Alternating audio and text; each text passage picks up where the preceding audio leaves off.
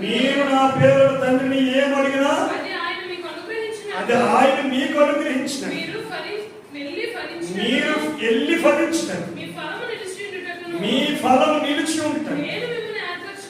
నేనే మిమ్మల్ని డెడికేట్ చేసుకున్నాను, నేను నియమించుకున్నాను, మిమ్మల్ని ఏర్పరచుకున్నాను. ఎవరిని? సంఘస్థులు. Praise the Lord. దేవునికి స్తోత్రం.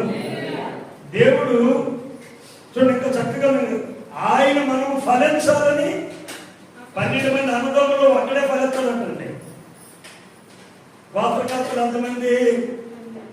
12 మంది. ఫలించిన వాడు ఎంతమంది? మరి మిగతా అందరూ ఫలాలు తినేస్తారా? హల్లెలూయా. ఈ కాళ్ళు కాల్సిన వస్తున్నాడు జీవన, మరి ఏం చేద్దాం? చూడ ఈ దర్శనాలు చూసినాడు వస్తున్నాడా?